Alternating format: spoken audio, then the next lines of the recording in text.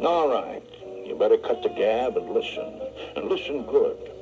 Because the cops are going to be crawling all over this place like ants at a picnic. Especially when they find a stiff in the next room with a bunch of slugs in him. And don't think because you're a bunch of Hollywood hotshots that they won't haul you downtown.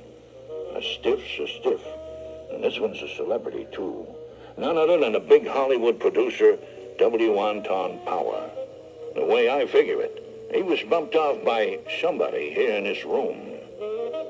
In case you're wondering, my name is Hardness Steele, and I'm a private dick. A little over a half hour ago, I gets a call from Powar at my office. His voice sounds real funny, kind of slurred, and he says someone's trying to kill him.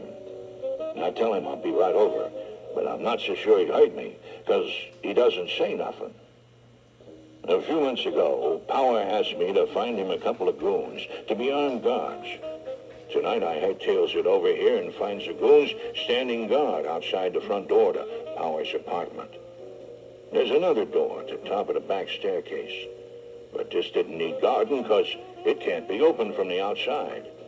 It's got a heavy sliding bolt inside, and this bolt's fastened, so you can't get in that way unless someone on the inside lets you in. The goons say no one's been in or out of the apartment except Powar, who came in about 5:30 this evening with his personal butler, a guy named Heaves. It seems this Heaves guy was in and out of the apartment a few times until around 6:40, when he left by the front door, went down the hallway towards the back stairs, and never came back. Now, if this was the movies, you'd say the butler did it. But this ain't the movies, and it ain't likely he did it, seeing as how Heaves is dead, shot through the chest with a single bullet, and stuffed in the trunk of Powar's car. Heaves wearing only a bathrobe. A little while before Heaves left, some other guy, dressed up like a butler, marches up to the goons, calls them "my good man," and tries to walk in through the front door.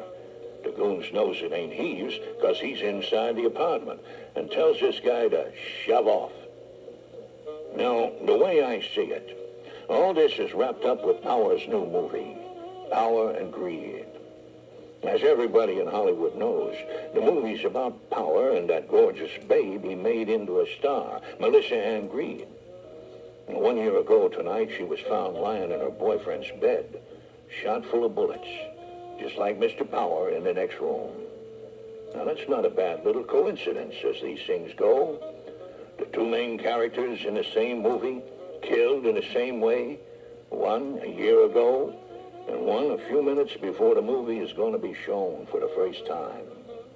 Also, on the afternoon she died, Melissa was here at this theater, in the private garden, where the footprints of Powar Film Studios' big stars are preserved in concrete. On that day, September 19th, 1935, it was Tatiana Elteil's footprints that were taken, and Melissa was only watching. This afternoon, Powar planted his own footprints in cement. Most of you here in this room was at both those events, if my brain ain't playing tricks on me. 30 copies of the movie was made for shipping to theaters around the country.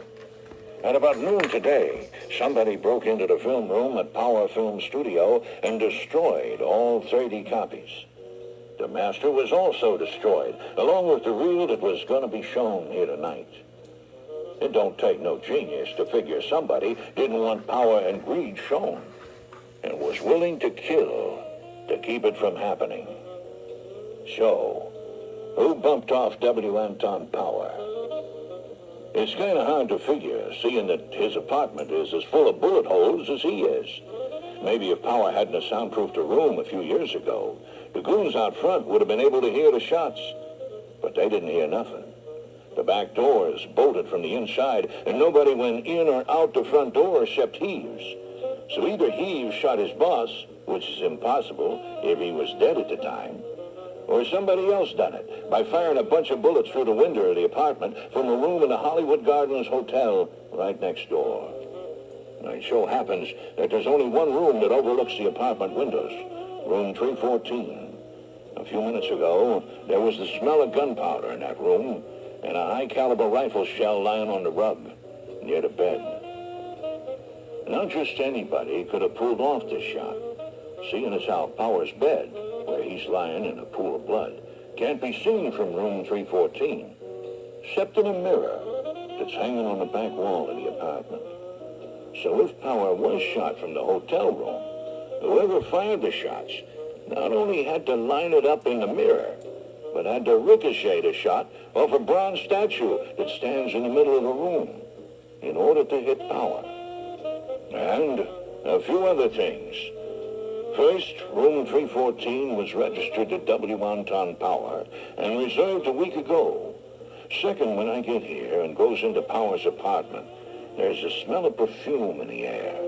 A smell I'll never forget since the time I got a whiff of her passing me in a restaurant. Oblivion, it's called. Melissa Ann Greede's favorite perfume. Also, there's an empty bottle of imported champagne and 2 glasses on a table beside the bed, though only one of the glasses had been used. To help you understand the arrangement of the apartment, I whipped out a picture which I'll leave with you, along with my notes on this case. Now, maybe you're wondering why I'm here.